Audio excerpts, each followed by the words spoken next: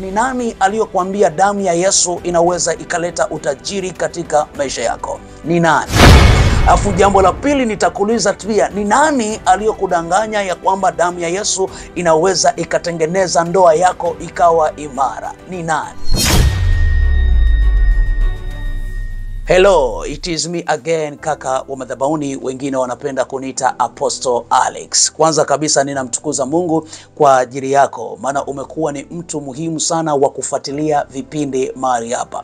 Nataka nikwambie, maandiko matakatifu yanapata kutuambia usimwache elimu aende zake. Kuna wakati wa elimu ya darasani, pia kuna wakati wa elimu ya Mungu, na pia kuna wakati wa elimu ya mtaa unataka nini. Bali walioanguka siku zote ni wale watu ambao wagumu, hawapendi kujifunza. Sasa nataka niseme na wewe kitu kimoja ambacho mtu wa Mungu wengi tumekuwa huenda kimetupoteza katika wimbi la kubarikiwa, na tumebaki kuona Mungu hayuko upande wetu. Swali la kwanza ambalo nitakuuliza, ni nani aliyokuambia damu ya Yesu inaweza ikaleta utajiri katika maisha yako? Ni nani? Afu jambo la pili nitakuuliza pia, ni nani aliyokudanganya ya kwamba damu ya Yesu inaweza ikatengeneza ndoa yako ikawa imara? Ni nani? Alafu tatu nitakuuliza, ni nani aliyokuambia ya kwamba damu ya Yesu itafanya wewe upendwe na watu? Ni nani? Sasa wengi tumekaa tunasingizia damu ya Yesu, damu ya Yesu, damu ya Yesu, damu ya Yesu. Na ukienda mbali sana utakutana na watumishi wakikufundisha kwamba kwa kupiga kwake yote yaliisha pale Kalvari, yaliisha. Haleluya, wakisema namna hiyo. Wakati unasema yote yaliisha pale Kalvari, nikirudi katika maisha yao nitakuta maisha yaliyojaa njaa, nikirudi katika maisha yao nitakuta ndoa zisizoeleweka, nikirudi katika maisha yao ni maisha ya mateso. Lakini wamekuwa wakijipa matumaini na kusema kwamba damu ya Yesu ilimaliza pale Kalvari, yote yaliisha pale Kalvari, alikuja kutuchukulia pale. Yesu alifanya nini? Nataka nikwambie mtu wa Mungu, usipojua principles za Mungu, maidia, hata hiyo damu ya Yesu ambayo umekuwa ukisema haifanyi kazi katika maisha yako, na huu ndio ukweli ambao uko hai na wala haupingiki hata ufanyike nini. Usipofuata principles za Mungu ama sheria za Mungu, hiyo damu ya Yesu ni sawasawa na maji, kama maji ya kawaida. Hiyo damu ya Yesu ni sawasawa na kitu ambacho kiko nje tu, ambacho hakiwezi kikaleta matokeo yoyote kwa mtu yoyote. Sasa wengi tumepotoka ya kwamba damu ya Yesu inamaliza kila kitu ambacho kiko kwenye maisha yako.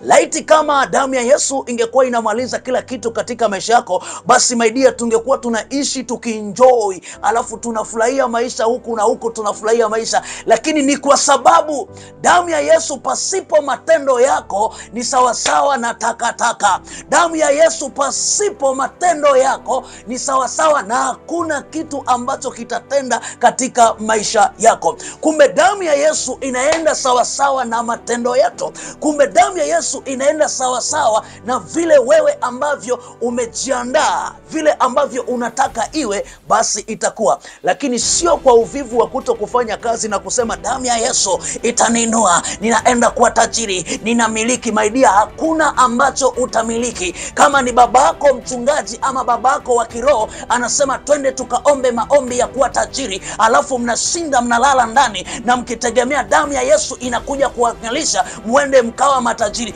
mtakuwa matajiri kwa kazi aliyofanya nani? Na hii ndio maana watu wengi sana leo wamepotea, hakuna mkono wa Mungu juu yao, kwa sababu wamekuwa wavivu wa fikra, wakisingizia damu ya Yesu itawainua. Hakuna aliyowahi kuinuka kwa damu ya Yesu, bali walioinuka ni wale watu wenye bidii. Kwa maana ukisoma katika maandiko, wanakopi kwa Mungu. Mungu siku ya kwanza anapiga kazi, siku ya pili anapiga kazi, siku ya tatu anapiga kazi, ya 4, ya 5, ya 6 anapiga kazi, siku ya 7 ndipo Mungu anapumzika. Na huyu ndio mfano wa watu ambao wakisema damu ya Yesu inafanya kazi kwenye maisha yao, kwa sababu juhudi za mikono yao inaonekana. Hata wakisema tunaita damu ya Yesu iende ikanene mema, hakika mema yataonekana. Lakini mema yaonekani kwa mtu ambaye analala na kusema damu ya Yesu itaniinua, damu ya Yesu itanipigania, damu ya Yesu inatenda mema. Hakuna aliyowahi kutendewa mema na damu ya Yesu kama matendo yake ni ofu.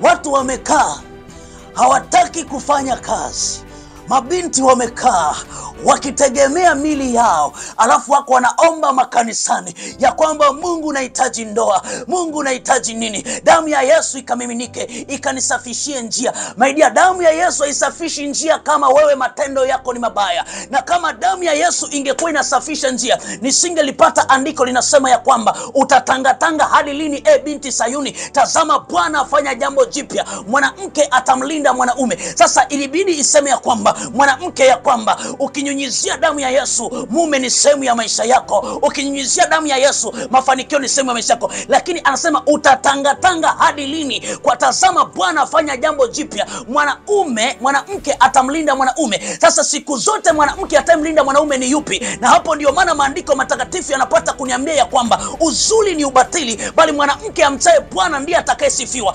Kumbe siku zote yule mwanamke ambaye anasifiwa ni yule amchaye Bwana. Na kwa nini anasifiwa? Kwa sababu ndani yake linaishi neno. Kwa kuwa linaishi neno, hata matendo yake yatatoka sawa sawa. Na huyu ndio mwanamke ambaye atasifiwa. Katikati ya wanaume watasema hakuna mwanamke mzuri kama mke wangu. Katikati ya watu watasema, my dear, nimetembea sana lakini sijawahi kuona mwanamke kichwa kama yule dada. Ninakwambia sijawahi ona kichwa kama yule dada. Lakini kwa sababu wanawake wengi sasa leo wamekaa wakiwaza uzuri walionao, ya kwamba kupitia mili yao wanaweza wakaleta matokeo, na hawa ndio ambao wanasingizia damu ya Yesu. Damu ya Yesu itanena mema. Unakutana na baba yake wa kiroho, naye ni kipofu, mtoto ni kipofu, wote wanaongozana katika pango la kinyang'anyi wakisingizia damu ya Yesu. Nikasema, Mungu unamaanisha nini? Mungu unasema nini? Baba akaniambia, mwanangu. Nikasema, yes papa. Akasema, unajua watu wangu wamekuwa vikatuni. Nikasema, kwa nini baba? Akasema, watu wangu wamekuwa ni vikatuni, hawajielewi nini wanachofanya. Kama mimi Mungu nilifanya kazi, wao ni wakina nani hawataki kufanya kazi? Na hii ndio maana maandiko yanasema ya kwamba asiyefanya kazi na asile. Asiyefanya kazi na asile. Ilibidi itakiwa iandike ya kwamba kama damu ya Yesu ingekuwa inanena mema sana, ilibidi iandike tu ya kwamba asiyefanya kazi atakunywa damu ya Yesu, naye atakuwa na nguvu za kushinda, atakuwa na afya. Damu ya Yesu itamtengeneza. Laiti kama damu ya Yesu ingekuwa inanena mambo kwenye kila sehemu, ilibidi tu ningesikia maandiko yanasema damu ya Yesu itakaa katika mikono ya mwanamke, ndoa hiyo haitavunjika. Kama damu ya Yesu ingekaa. Lakini maandiko yanapata kuniambia mwanamke mpumbavu huvunja ndoa yake kwa mikono yake yeye mwenyewe. Sio mwanamke mpumbavu huvunja ndoa yake sijui kwa nini, kwa sababu amekosa damu ya Yesu. Hapana, mwanamke mpumbavu huvunja ndoa yake kwa mikono yake yeye mwenyewe. Watu wengi sana tumeingia kupotoka, na tumepotoka kwa nini? Kwa sababu tuko tunasingizia damu ya Yesu. Tuko tunasingizia kwa kupigwa kwake tumepona. Kwa hiyo tunasingizia kuna mambo mengine. Nataka nikwambie, matendo yako ndio asiri ya majibu yako. Matendo yako ndio asiri ya muujiza wako. Matendo huwa yanatembea na imani. Na hii ndio maana unakuta mwingine matendo yake yanaamini kupitia mwili wake ana uwezo wa kuleta matokeo. Ni kweli alileta matokeo, lakini matokeo aliyoleta yalikuwa hofu. Yalikuwa ni mabaya. Siku zote aliyotegemea mwili, basi siku zote atavuna mauti. Aliyotegemea roho ndani, kwa sababu roho chakula chake ni neno, alafu mwili chakula chake ni hiki ambacho tunakiona. Sasa watu wengi sana leo, mili imesiba chakula hichi cha kawaida, lakini roho zao hazina chakula. Ninapozungumza chakula, ninazungumza kuhusu neno. Na hiyo ndio maana maandiko yanasema ya kwamba ijue kweli, nayo kweli itawaweka huru. Sasa kwa nini unakuwa huru? Kwa sababu ndani yako linaishi neno. Ina maana wakileta maneno ya kwao kwa ajili ya kukupotosha, utajua ndani ya kwao uwajibu vipi, kwa sababu linaishi neno. Lakini wengi tumepotea ya kwamba damu ya Yesu, damu ya Yesu, damu ya Yesu. My dear, usipoteze muda wako. Narudia tena, usije ukapoteza muda wako angali binti mdogo sana. Ungali binti mdogo sana. Sikiliza ninaposoma maandiko katika Waebrania 10:19. Waebrania 10:19, nitaendelea mpaka pale mbele kidogo. Inasema, basi ndugu, kwa damu ya Yesu tumepewa moyo thabiti wa kuingia mahali patakatifu, Yeye ametufungulia njia mpya, njia ya uhai kupitia lile pazia, yani mwili wake mwenyewe. Basi tunaye kuhani maarufu aliye na mamlaka juu ya nyumba ya Mungu. Kwa hiyo tumkaribie Mungu kwa moyo mnyoofu na imani timilifu. Anasema tumkaribie Mungu kwa moyo mnyoofu na imani timilifu. Mbele anasema kwa mioyo iliyotakaswa kutokana na dhamiri mbaya. Iliyotakaswa kutokana na dhamiri mbaya. Je, ni dhamiri gani mbaya? Dhamiri mbaya kuto kufanya kazi ni dhamiri mbaya, kwa sababu wewe ni mfano wa Mungu. Mungu alifanya kazi. Wewe ni nani utake kufanya kazi? Kuto kufanya kazi. Dhamiri mbaya kutegemea mwili wako kukupa matokeo, weka pembeni. Dhamiri mbaya ni wewe yani kuwa na roho ya manunguniko. Una manunguniko alafu unasema damu ya Yesu ifanye kazi kwenye maisha yako. Haina damu ya Yesu hapo. Hakuna damu ya Yesu ambayo itafanya kazi katika maisha yako, ila damu ya Yesu itafanya kazi kwa wale watu wenye mioyo safi, ambao wao wakikwazwa husamehe. Tunasamehe kwa sababu ili mioyo yetu iwe na furaha. Tunasamehe ili kwa sababu tusiwe na makwazo katika mioyo yetu. Sasa unakuta mtu anasema ni yuko anaomba kanisani, rakuta zakata, sijui mambo mengi sana, lakini kwenye moyo wake amejaza watu waliomuumiza. Kwenye moyo wake amejaza watu mingi. Na hapa anasema damu ya Yesu tumepewa kwa mioyo thabiti, ili tuweze kuingia mahali patakatifu. Sasa moyo thabiti siku zote ni moyo ambao hauna kinyongo na mtu. Moyo thabiti ni ule ambao unasamehe watu. Sasa kumbe tunasamehe ni kwa sababu moja. Tunasamehe ili tuweze kuwa na mioyo ambayo iko na furaha, mioyo ambayo haijabeba watu. Ukibeba watu kwenye moyo wako, ina maana Mungu hawezi kukaa. Na ndio maana maandiko yanasema ya kwamba maandalio ya moyo ni ya mwanadamu mwenyewe, bali jawabu la ulimi latoka kwa Bwana. Sasa wengi kwenye mioyo yetu tumewajaza watu, na tuko tunasema Bwana, ninaomba nguvu yako, damu yako ikanene mema. Hakuna damu ya Yesu itayonena mema juu ya mtu mwenye kinyongo. Hakuna damu ya Yesu ambayo itanena mema ukikaa hutaki kusamehe. Ukweli ni kwamba maidia, ni heri unyamaze hata kuomba uache, kwa maana hakuna kitu ambacho kitabadilika kwenye maisha yako. Hakuna kitu ambacho kitatokea kwenye maisha yako. Ni kwa sababu ndani ya Yesu ama ndani ya Mungu tunafuata principles za kiungu. Ukifuata principles za kiungu, kubarikiwa ni very easy, simple sana. Narudia, ingekuwa damu ya Yesu nimekwambia inasafisha ndoa, andiko lisingeniambia ya kwamba mwanamke mpumbavu huvunja ndoa yake kwa mikono yake yeye mwenyewe. Ila maandiko angeniambia kwamba mwanamke mpumbavu ni yule aliyokosa damu ya Yesu, kwa maana ndoa yake itavunjika. Ningekuwa ya kwamba damu ya Yesu inaleta utakaso katika ndoa, nisingelikuta andiko ambalo linasema ya kwamba sikiliza vizuri mtu wa Mungu, liko linaniambia kwamba mwanamke mjinga hupiga kelele. Anasema mwanamke mpumbavu ni mjinga hupiga kelele. Mwanamke mjinga hupiga kelele, ni mjinga, hajui kitu chochote. Laiti kama damu ya Yesu ingekuwa inasafisha. Sasa haya ni maandiko ambayo yanakuelekeza kwamba mwanangu, ili uweze kubarikiwa, acha kupiga kelele juu ya masikio ya mume wako. Mwanangu, ili uweze kubarikiwa, anasema katika maandiko, shika sana ulichonacho asije adui akakupokonya. Mwanangu wa kike, shikilia sana ndoa yako, adui asije akakupokonya. Na hii ndio maana ninakwambia, kahaba anaga damu ya Yesu, kahaba anaga kusema robo shaka. Ndio maana kahaba amekuwa akiiba waume za watu, sio kuona kwamba damu ya Yesu anayo. Ni kwa sababu hajui kupiga kelele juu ya mume wako. Ni kwa sababu hajui kupiga kelele juu ya my husband to be. Ni kwa sababu hajui kulalamika kama ambavyo unalalamika wewe. Kwa sababu sio mjinga, anajua mimi kupitia kinywa changu nina uwezo wa kushika waume wa watu. Alafu kahaba afungi siku 21, kahaba afungi masiku sijui 48. Amekaa yuko na maarifa, na hii ndio sababu anakamata mume wako. Mume wako ameshindwa kulipa kodi juu yako, ameanza kulipa kwa kahaba. Kwa nini analipa kwa kahaba? Ni kwa sababu moja tu, kahaba anaenda sawa na maandiko. Lakini ndipo ambapo nawashangaa walokole wa leo, unawakuta wamejazana makanisani, wanaishi kinyume na matendo, nao wanasema ya kwamba damu ya Yesu inanena mema, damu ya Yesu ikanene mema juu ya ndoa yangu, damu ya Yesu ikanene mema juu ya mume wangu. Alafu unakuta matendo yake na kile anachokiomba vinakuwa havifanani. Na hii ndio maana ninasema ya kwamba walokole wengi sana leo wamejazana makanisani,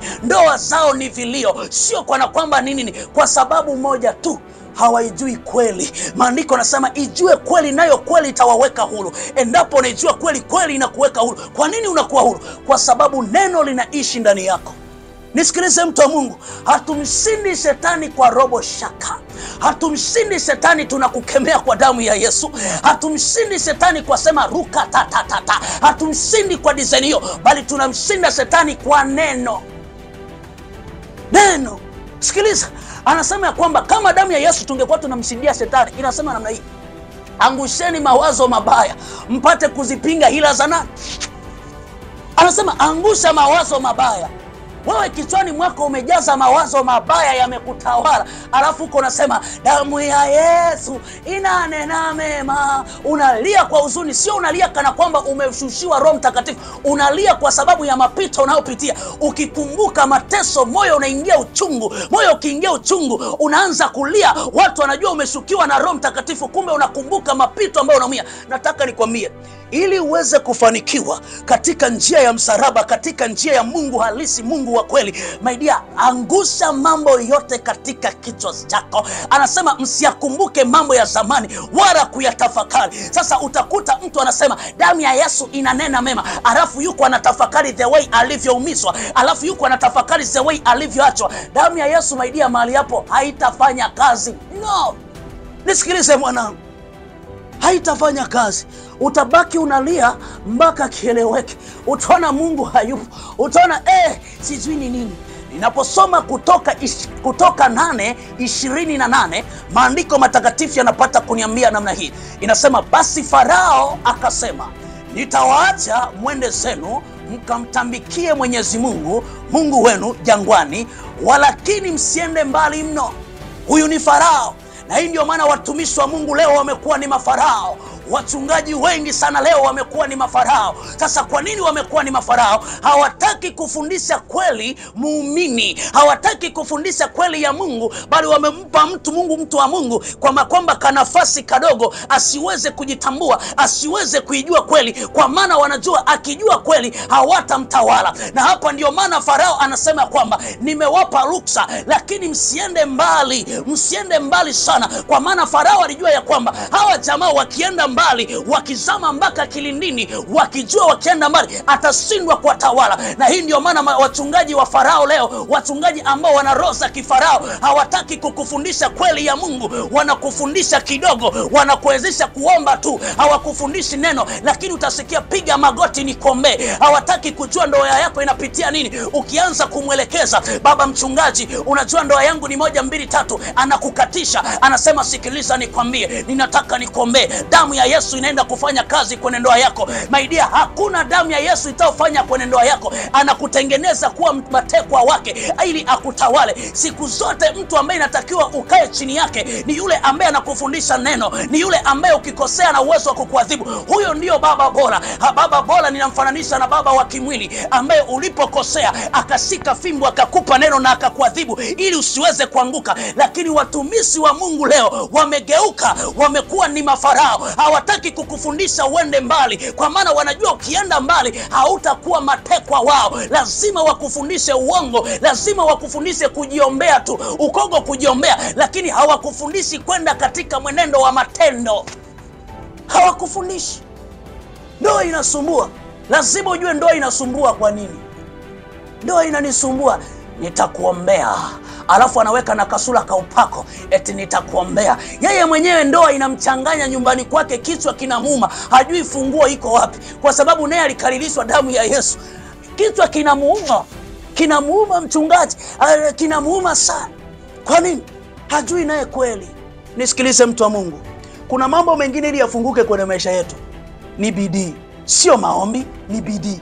Sasa ujinga na upumbavu, sehemu ya bidii tunaweka damu ya Yesu. Hujanielewa? Ungenielewa ungesema amina. Nasema uwezi kunielewa kwa sababu si umependa can I prophesy, tabiri ndio umependa hayo. Hauwezi ukanielewa, lakini anayenielewa anajua nini tunasema. Ifike nyakati tuingie ndani. Tukiingia ndani tumtumikie Mungu kwa viwango visivyo vya kawaida. Nataka nikutabirie, ninaona gari linakuja kwenye maisha yako. Sijui ni mwezi gani, lakini ninaona gari. My dear, hauna kazi yoyote, leseni hauna, kusema wewe ni driver sio ugonge watumishi wa Mungu. Upewe kesi ya mauaji. Mungu ni mjinga akupe tu gari hizi. Hawataki kukufundisha mbali. Gari linakuja kwa principle, nyumba inakuja kwa principle, kazi nzuri inakuja kwa principle. Hakuna kitu ambacho kitakuja kwenye maisha yako bila principle. Chochote ambacho kinakuja kwenye maisha yako, muujiza unakuja kwa principle. Hakuna muujiza ambao utakuja kwako bila principle. Everything kinachokuja lazima kiwe na principle za kiungu. Principle za kiungu. Sasa damu ya Yesu, damu ya Yesu, damu ya Yesu. Unakuta mama ana vitenge viwili, ndio hivyo anaga vitenge vingine. Yukogo tu damu ya Yesu, damu ya Yesu, damu ya Yesu. We, acha utumwa wa kijinga. Acha utumwa wa kijinga. Narudia, acha utumwa wa kijinga. Acha. Mwambie Baba, nifundishe neno. Neno likikaa ndani yangu nitajua. Mungu mwenyewe alifanya kazi. Yaani yeye mwenyewe anakuonesha siku ya kwanza, ya pili, ya tatu anapiga kazi. Na wewe umeumbwa kwa mfano wake. Ina maana Mungu alimuumba mchapa kazi. Mungu akumuumba mtu wa kulala. Mungu akumuumba mtu usijui yuko lele mama. Mungu alimuumba mchapa kazi. Na hii ndio maana tena Mungu anakuja kusema, dhahabu na fedha vi mali yangu. Dhahabu na fedha vi mali yangu, nasema Bwana wa majeshi. Kumbe kuna saa nyingine ili fedha iweze kulindwa lazima uwe katili, sio uwe simple. Sijui wewe unatoaga tu pesa unatoaga tu alafu unasema eti mimi pesa hazikai, nimelogwa. Sio umelogwa. Mungu mwenyewe anasema dhahabu na fedha vi mali yangu, nasema Bwana wa majeshi. Ina maana pesa kwa Mungu na dhahabu havitoki pasipo na sababu maalum. Nisikilize binti yangu mzuri unayenisikiliza mahali hapa live. Nisikilize vizuri binti yangu mzuri hapo unayenisikiliza, umetega sikio lako vizuri sana kwa umakini. Nataka nikwambie, damu ya Yesu haitafanya uolewe. Kama mchungaji wako alikufundisha hivyo, hama kanisa, kimbia mbio 260. Damu ya Yesu itakupatia mume, hama hilo kanisa. Kitachofanya upate mume bora ni matendo yako. Na hii ndio maana maandiko yanapata kuniambia kwamba utatangatanga hadi lini, binti Sayuni? Tazama Bwana afanya jambo jipya, mwanamke atamlinda mwanaume. Kumbe mwanamke ni mlinzi wa mwanaume. Sasa je, kwa nini atamlinda mwanaume? Hii nguvu ameipata wapi? Maandiko yanapata kuniambia hivi, sikiliza vizuri. Yanasema uzuri ni ubatili, mwanamke amchaye Bwana ndiye atakayesifiwa. Kwa nini atasifiwa? Kwa sababu anasema amchaye Bwana. Ina maana ndani ya huyu mwanamke linaishi neno. Ndani ya huyu mwanamke yanaishi matendo. Ndani ya huyu mwanamke kuna uungu ndani yake. Ndani ya huyu mwanamke kuna upendo ndani yake. Na ndio maana atasifiwa katikati ya jamii. Na hii ndio sababu hata mume wako akikosea, unakuta majirani wote wanainuka, wanakaa upande wako, wanakutetea. Mume wako naye anachanganikiwa.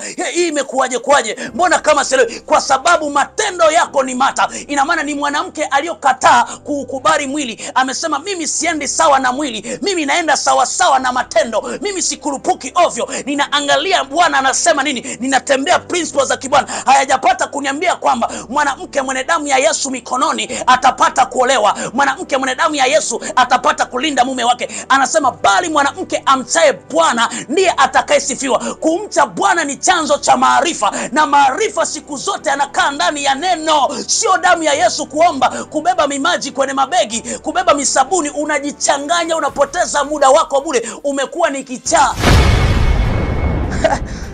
Na kuangalia kwa mbali hivi, natamani nikufuate hapo nikunongoneze, alafu niseme rafiki, usingesema yes papa, alafu nikwambie sikiliza nikwambie, wakati wako wa kuolewa umefika. Exchange maisha uliokuwa unaishi yale yabadilishe. Alafu kibadilisha yale maisha, kaa kwa kutulia. Usiamini mwili wako, usiamini shepu yako, usiamini wawao zako, usiamini mashavu yako, usiamini nywele zako. Amini ile spirit ama ile roho ambayo iko ndani. Alafu tengeneza, ipe chakula cha neno, ipe chakula cha neno. Ikisiba ile roho, itaanza kutenda matendo mema. Katikati ya wanaume wenye akili timamu, wakikuona wanasema wow, hakuna mwanamke toka nimeanza kutembea na wanawake karibia 40 sijawahi kuona mwanamke kama huyu. Haushangai hiyo, mtu wa Mungu. Mwanaume anaweza akatembea na wanawake zaidi ya 60 wote akalala nao, lakini akaja kuoa mwanamke ambaye hajawahi lala naye. Hapo ndipo ambapo utashangaa. Kilichomkamata sio mwili, kilichomkamata yule mwanamke ndani yake ana roho yenye nguvu, yenye mamlaka. Mungu ametumba tuna 99% za kuleta matokeo kwenye maisha yetu. Hiyo haipingiki. Ninasema hiyo haipingiki. Una asilimia 99 za kuleta matokeo ya maisha yako. Hiyo haipingiki. Alafu Mungu ana asilimia 1 ya kuthibitisha kile ambacho umekiandaa. Ana asilimia 1. Kwa nini nakwambia hivyo? Kwa sababu pointi ya kwanza, wewe ni mfano wa Mungu, na kama ni mfano wa Mungu ina maana wewe ni nabii wa maisha yako. Pointi namba 2, ina maana nitakapojiandaa kuolewa katika ndoa njema, nitatengeneza matendo mazuri ili niwe mwanamke wa kitofauti kati ya wanawake wote hapa duniani. Na hiyo ndio maana maandiko yanasema apataye mke apata kitu chema, naye ajipatia kibali machoni pa Bwana. Ina maana kuna wanawake wengi sana, kuna wanawake wengi katika dunia, lakini kuna mke. Sasa kumbe tabia ya mtu yule mwanamke amchaye Bwana ndiye mke sahihi. Kwa nini ni mke? Kwa sababu ndani yake haangalii mwili unasema nini, anaangalia roho inasema nini. Haleluya. Lakini tumekaa tumejazana, tunapotoshana sana. Kalete madamu ya Yesu nikupake mikono yako. Kuna wakati ninakaa ninatafakari sana uwepo wa Mungu. Ninasema, Mungu, hii ni nini? Hiki ni nini hichi? Mbona tumekuwa vituko sana? Na hii ndio maana hata watu wa dunia huwezi ukawashauri kuambia eti okoka, ukiokoka raha, wakati wanaona wewe uliokoka unapata tabu. Yaani uliokoka unapata tabu, alafu unawaambia waokoke. Aokoke aende wapi? Akapate tabu. Na kwa nini unapata tabu? Yaani umekaa unafundishwa kutegemea. Pasipo mchungaji hauwezi ukasurvive. Nenda kajifunze kwa Yesu. Yesu alipowatendea watu wengine kusema nifateni, akawaambia ukweli. Nenda kawashuhudie watu Mungu alichokutendea. Hakutaka watu wakae under control, our control. Yule aliyokuwa na mapepo yule mapepo akahamishia katika nguruwe Yesu. Fuatilia. Yesu alimwambia kwamba nenda kawaambie watu wa kwenu yale Mungu aliyokutendea. Lakini yule jamaa alisema nataka nikufuate. Yesu akamwambia hapana, hauwezi ukakaa under control yangu. Toka, nenda mbali. Mimi sitaki kukutawala. Nenda mbali ukawaambie yale Mungu aliyokutendea. Hawa ndio watumishi wanatakiwa wakae kwenye maisha yako. Wanapoona wamekunoa umekuwa, wanakuambia sikiliza, nenda sehemu fulani kafanye jambo. Nenda sehemu fulani katengeneze ndoa yako. Nenda sehemu, lakini wamekuweka mateka. Ndoa yako kila siku ni misiba, kila siku ni vilio, biashara kila itopo leo ni huzuni. Kwa kweli huzuni, yaani ni huzuni. Alafu kila siku wako wanakuombea, biashara inaenda, ni huzuni kwa kweli. Kuna nyakati natakiwa upewe neno, aseme nenda, watu wakaulize mganga wako ni nani. Nenda kule uone mkono wa Mungu uliokaa juu yako. Ni huzuni kwa kweli, huzuni kubwa sana. Ukweli ni kwamba tumejazana makanisani, alafu mbinguni kumekuwa na vicheko vikubwa sana. Naamini ya kwamba nikiashumu, ninaona wazee 24 maserafi na makerubi kule mbinguni wamekaa, wanatuangalia huku wanacheka sana. Mungu mwenyewe anakaa anasema, malaika, hebu pigeni sebene, piga sebene nicheze mahali hapa. Pigeni sebene wazee 24, endeleeni kusujudu, maana watu wangu huko chini wamekuwa mazuzura. Hawatambui wao ni wakina nani. Hawajielewi wao ni wakina nani. Hapo ndipo ambapo unamkuta mwanamke mmoja amejaza kwenye poti yake kitambaa cha upako, amejaza kwenye poti yake leso ya upako, amejaza maji ya upako. Yaani kwenye kile kibegi ukiangalia amejaza vifaa vya kiroho. Haleluya. Sijasema kana kwamba hauwezi kuombea maji yaweze yakaleta uzima. Una uwezo wa kuombea maji yakaleta utakaso. Lakini maji sio solution ya maisha yako. Mtumishi wa Mungu wa kweli inatakiwa kufundishe first, jambo la kwanza uamini Mungu, alafu lile tendo ni imani. Sasa wengi mmepeleka imani zenu katika tendo, yani yale maji ndio mmeamini hicho. Damu ya Yesu, damu ya Yesu. My dear, ukweli ni kwamba utateseka na utakuwa ni mtumwa katika dunia hii, na hautaona mkono wa Mungu katika maisha haya. Maandiko matakatifu yanapata kuniambia 100% duniani. 100% duniani. Lakini ukweli ni kwamba wanaoishi 100% duniani ni watu ambao hawamjui Mungu. Narudia, ni watu ambao hawajaokoka. Narudia vizuri, sio kana kwamba useme kaka ameteleza, amekosea ama ni nini. 100% ya watu wanaoishi maisha mazuri hapa duniani ni watu ambao hawajaokoka. Nikizungumza malaya, Nikizungumza watu ambao wako tu juu kwa juu ndio wanaishi maisha mazuri, lakini watu ambao wameokoka wamekuwa ni watumwa, bado wapogo Misri. Na wao wamesema tumeokoka kwa damu ya Yesu, yote yaliisha pale msalabani. Yaliishaga pale msalabani kwa damu ya Yesu. Lakini ndio wamekuwa watumwa afadhali ya watu ambao hawajaokoka. Ndoa za watu waliokoka ndo zimekuwa ndoa za vilio kuliko ndoa zote duniani. Kwa sababu wachungaji wao wamewafundisha, yani mwanamke anamnyenyekea mchungaji kuliko mume wake. Kaka umekosea. Sijakosea, nairudia vizuri. Mwanamke umeolewa, unanyenyekea mchungaji, unapiga na magoti, hapana baba, unajifanya kama kondoo, eti hapana baba, yani baba mchungaji, kuliko mume wako. Wewe ni mbuzi kama mbuzi zingine. Nakwambia ukweli, first ibada njema inaanzia kwa mume wako, nyumbani kwako. Anza kunyenyekea kule, ukinyenyekea kule magoti yafate huku. Leo umefundishwa unanyenyekea sana. Hapana baba, unajua baba, baba sijui nini baba. Yani unajifanya kama wewe ndio kondoo, wewe ni mbuzi aka fisi, nguruwe kabisa. Nisikilize mtu wa Mungu, ibada njema inaanzia nyumbani. Ibada njema inaanzia nyumbani. Mwanamke ni sawa na kanisa. Mwanamke ni sawa na kanisa. Ina maana popote ambapo mwanamke anakaa, unyenyekevu ni sehemu ya maisha yake. Ndivyo kanisa lilivyo. Sasa nyumbani niwe kama chiriku, alafu ofisini kwa mchungaji ukifika unajishusha, baba ndoa yangu inasumbua baba. Ungeishi kama unavyonyenyekea kwa mchungaji wako, maidia, ndoa yako hiyo leo mngekuwa ni mabilionea wakubwa. Na hiyo ndio maana malaya amechukua nafasi yako. Sio kana kwamba na malaya ana baba wa kiroho, sio kana kwamba malaya yuko na baba wa kiroho, sio kana kwamba malaya yuko na mafuta ya upako, sio kana kwamba malaya yuko na vitambaa vya upako, sio kana kwamba malaya amekula keki ya upako. Lakini malaya anajua ya kwamba keki ya upako ni kinywa chake. Ndio maana kinywa cha malaya kinakuwa kina maneno mazuri juu ya mwanaume, na hiyo ndio maana mwanaume anajikuta ameshikwa moyo. Sio kana kwamba mwanaume amepewa kitu cha ajabu, lakini maneno yale ya yule kahaba yamebadilika, yamekuwa kama keki. Maneno mazuri siku zote ndani ya kinywa cha mwanamke, maidia, yanakuaga ni keki juu ya mwanaume. Mwanaume analegea, mume wako anasahau mpaka watoto wake, anaanza kujenga nyumba kwa malaya. Hajakujengea nyumba wewe, lakini malaya anajengewa nyumba.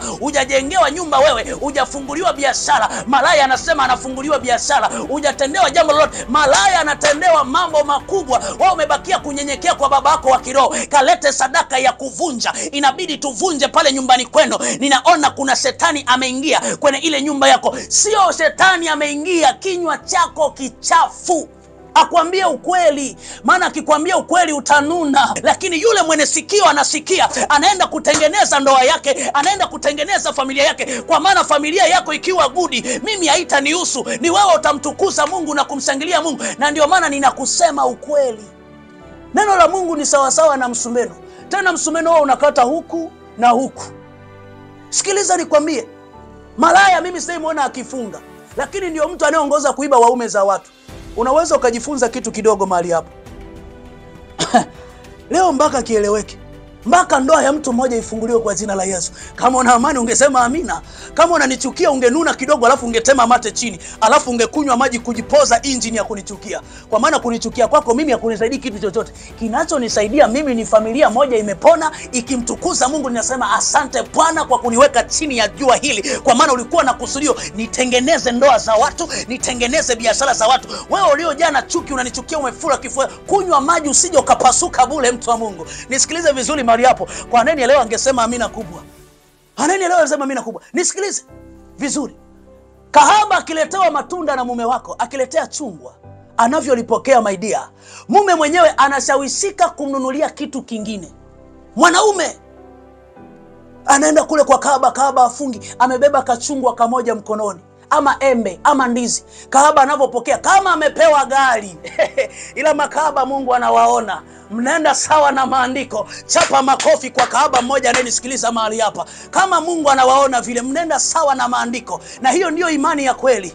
Yaani anavyoleta mwanaume lile embe, unavyolipokea kwa madoido, unalisika huku unamwangalia usoni. Asante jamani mwanaume, sijawahi giletewa zawadi na mwanaume yoyote. Jamani wewe baba unanipenda. Li mwanaume ndani linajiona nilifalme, linajiona nilitawala. Kumbe kahaba anajiandaa kuchuna vitu ambavyo viko mifukoni kwa huyu mwanaume. Ananyenyekea chini, ananyenyekea. Unakuta baba linacheka, linasema ya usijali. Kesho baba kwa sababu alivyosifiwa mara ya kwanza kwa kuleta lile chungwa, kwa kuleta lile embe, kesho baba ananunua vitenge, ananunua viatu, anampelekea kahaba. Kahaba atavoshukuru atalala mpaka chini, yamkini atagalagala, atasema sijawahi iona mwanaume kama wewe. Kwa sababu siku zote mwanaume ndani yake kuna kitu kinaitwa manhood, na ile manhood ikimaanisha kwa Kiswahili ni nini? Wanaume ndani ya mwanaume. Ule wanaume ndani ya mwanaume huwa unapenda sifa. Kwa hiyo mwanaume yote ukimjaza sifa kwa sauti ya ukarimu na utaratibu, unamtawala maidia. Na hii ndio sababu ambayo makahaba wanaitumia. Unakuta makahaba anamnyenyekea yule mwanaume, anaanza kuhama nyumbani kwake mdogo mdogo.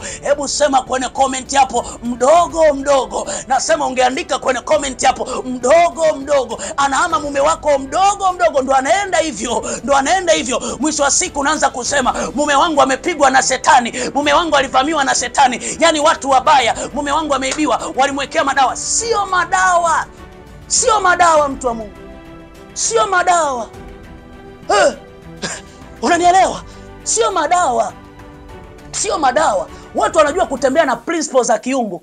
Principles za Mungu hata usipoomba zinafanyaga kazi. Na hii ndio maana nataka nikwambie mwanaume ambaye uko mahali hapa. Kuna wanaume sio kana kwamba wanaendaga kanisani, sio kana kwamba wao wanaombaga sana kuhusu kubarikiwa, lakini kana kwamba wanafanya kazi kwa bidii. Na maandiko yamesema kwamba, anasema mkono wa mwenye bidii nitaubidisha na kuutajirisha. Na hiyo sio kwa sababu wanaomba sana, ni kwa sababu wako na bidii. Ndio maana wanabidishwa na kutajirishwa.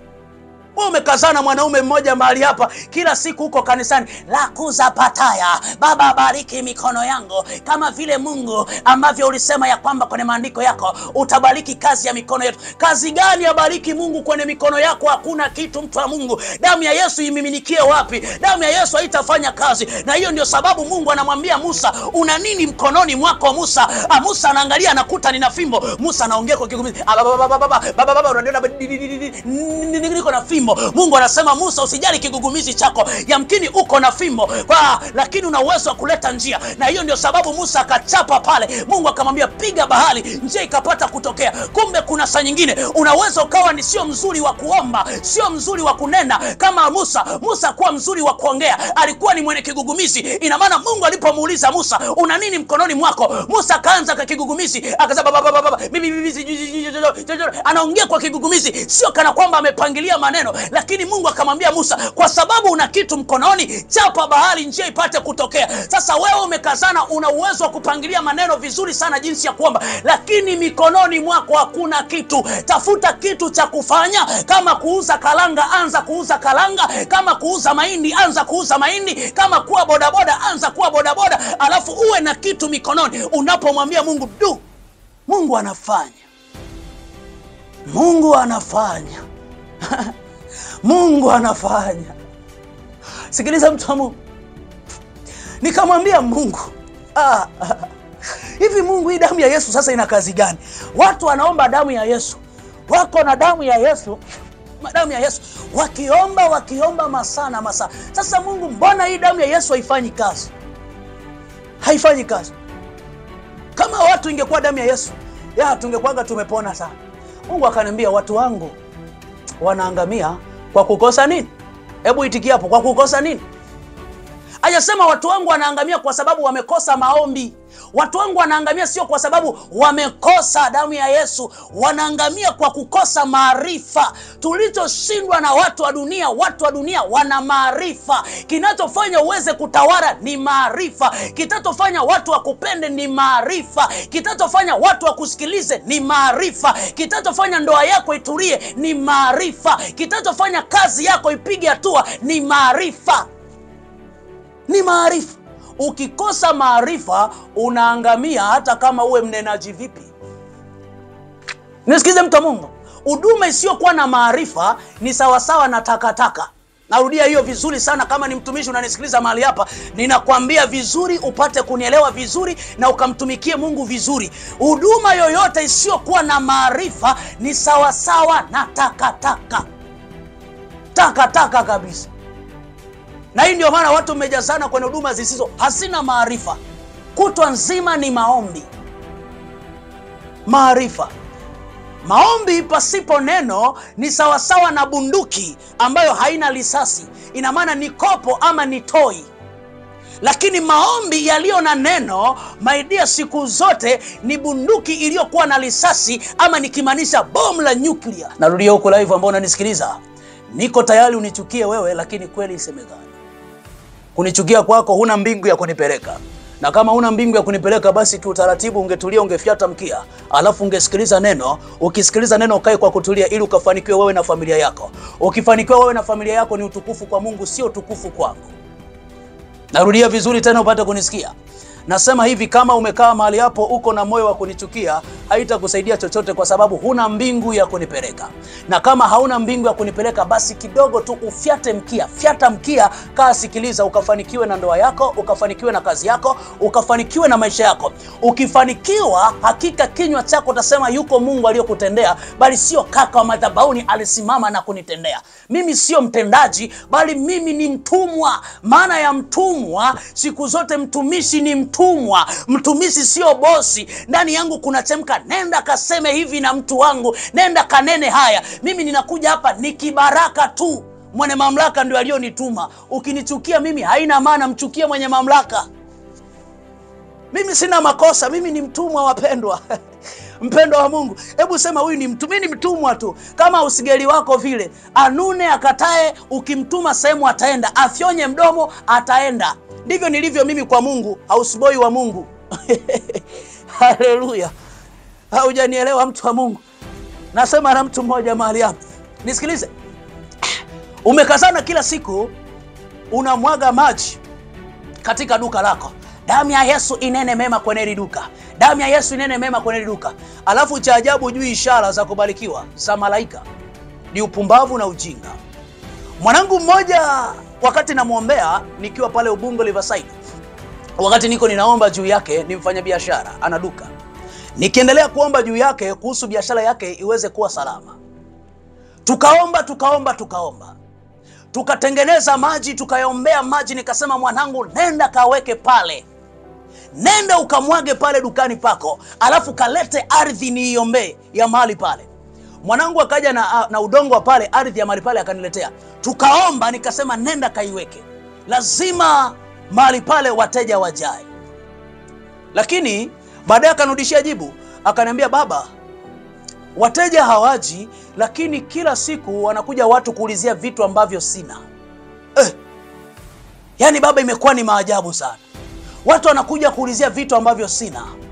Nikasema mwanangu. Akasema yes papa. Nikasema tutaenda wote, ngoja nitafute siku ya Jumatatu, nitakuja dukani kwako, nitakaa mahali pale, mimi ndo nitauza. Akasema sawa baba. Nikaenda mahali pale dukani siku ya Jumatatu. Nilipofika pale Jumatatu nikawa nimekaa pale dukani.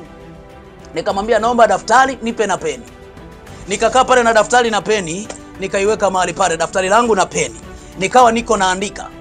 Akija mteja wa kwanza anaulizia nataka kitambaa fulani. Kikoje naandika kile kitambaa. Anakuja mteja wa pili, anaulizia kitambaa kile naandika. Mteja wa tatu naandika. Nikamwambia mwanangu, wewe sio kana kwamba Mungu hakukujibu. Umefungwa fahamu zako. Akaniuliza kwa nini baba? Mungu alikuwa analeta malaika ya kwamba anza kuuza vitambaa hivi saizi. Hivi vitambaa ulivyoweka soko lake limepita.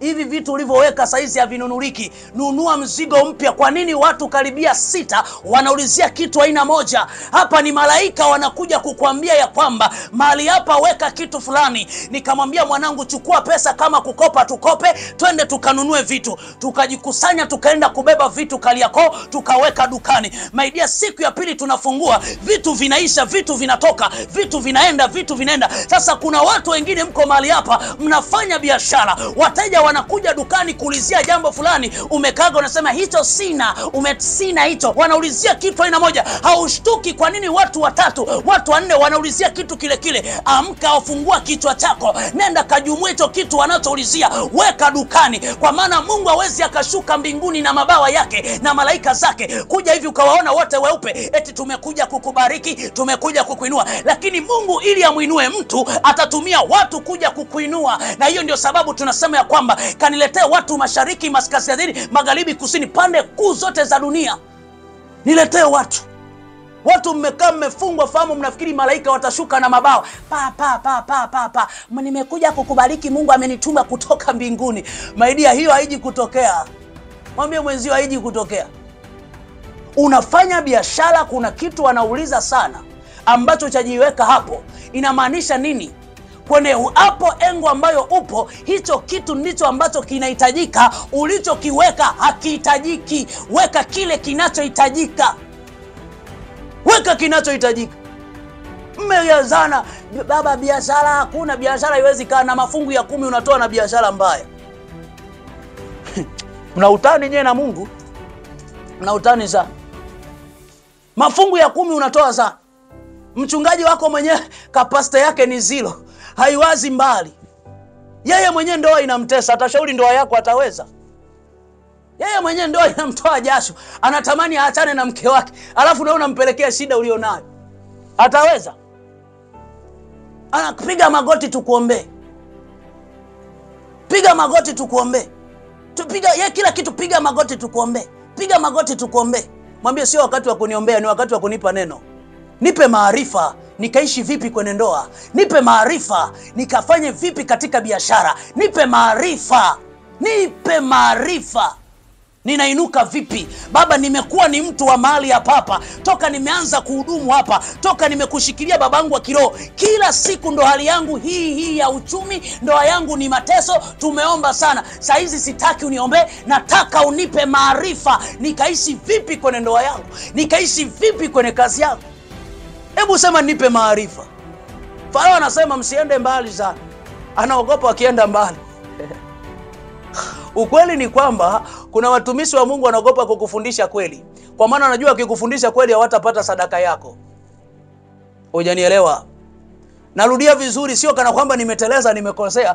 Kuna watumishi wa Mungu wako mahali hapa hawataki kukufundisha kweli, kwa sababu wanajua wakikufundisha kweli utakosa sadaka yako, lakini ni kwa sababu wamefungwa fahamu. Lakini mimi ninaamini ya kwamba nikikufundisha kweli, ukifanikiwa, ukimwona Mungu, ndio hata nikisema mwanangu angalia suti yangu imeisha, utasema baba wacha nikununulie suti kali kuliko hiyo. Nikisema mwanangu angalia kiatu changu mbona kimeanza kuisha upande mpaka naweka hivi vidude, utasema baba don't worry, wacha nikununulie kiatu kutoka Kongo, wacha nikununulie kiatu kutoka Brazili, wacha nikununulie kiatu kutoka China, wacha nikakufuatia kiatu kutoka mbali. Kwa nini unafuata kiatu kutoka mbali? Kwa sababu nimekufundisha ya kwamba mwanangu nenda mbali sana. Ninapokufungua akili yako uende mbali, ninafungua akili yako uende Marekani, ninafungua akili yako uende South Africa, ninafungua akili yako uende mahali ambapo baba yako hakuenda. Wewe ndio ukawe wa kwanza kwenye familia yako kwenda. Endapo ukaenda mahali huko, utakumbuka kuja na zawadi. Ukikumbuka kuja na zawadi, hakika nitamtukuza Mungu na kusema Mungu, ile kweli yako nimevaa vitu vya dunia.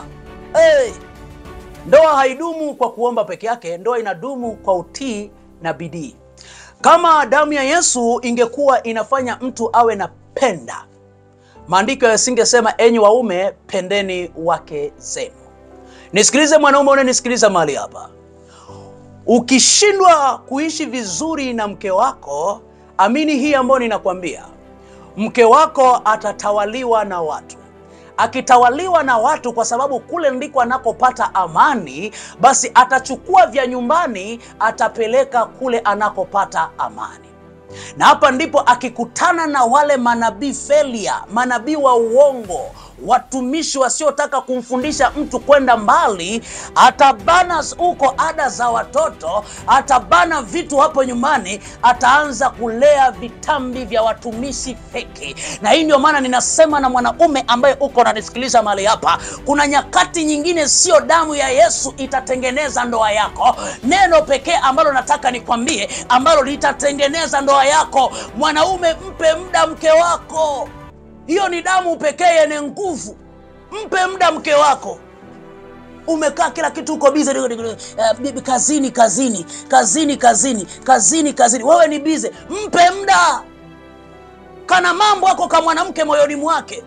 Kuna mapito kanapitia humo moyoni mwake. Kana mizigo akana pa kupeleka. Kila kakikusemesha uko busy na mambo yako. Mpe muda mke wako. Sio damu ya Yesu. Hapo damu ya Yesu haifanyi kazi. Kazi inayotakiwa hapo ni kumpa muda mke wako. Sikia nikwambie. Umekaa kila siku eti yani sijui nafanyaje, yani mke wangu ana kiburi. Sio kiburi. Maandiko matakatifu yanasema ya kwamba na tamaa ya mwanamke itakuwa kwa mumewe, naye mume wake atamtawala. Kwa nini? Siku zote mwanamke akiwa na tamaa na mtu fulani, tamaa yake iko kwa yule mtu fulani, atapenda sana hata kushiriki naye katika tendo la ndoa. Na ndio maana ni ngumu sana mwanamke kufurahia kushiriki tendo la ndoa na mtu asiyompenda. Ni ngumu sana mwanamke kufurahia tendo la ndoa na mtu asiyompenda. Lakini akilala na mtu anayempenda, kwa sababu tamaa yake iko kwa mume wake, my dear, anaenjoy, anafurahia, anaona yes, hapa ndio penyewe. Hatutafanikiwa kwa damu ya Yesu peke yake, bali matendo yetu ndio yatafanya tufanikiwe na kumuona Mungu. Barikiwa na Mungu akubariki. Una uwezo wa kucomment katika video yetu hii. Una uwezo wa kushare, watu wengine wakabarikiwe. Sadaka yako pekee una uwezo wa kushare. Na ili huduma hii ikawafikia watu wengine, basi una uwezo wa kutoa sadaka yako kupitia namba ambalo zinapita hapo chini. Barikiwa na Mungu akubariki. Wakikuuliza huyu kaka anaitwa nani, waambie anaitwa kaka wa madhabahuni ama Apostle Alex. Alafu waambie ukienda mbali sana, waambie ni yule kaka aliyopewa ulisi wa fimbo ya Musa. God bless you.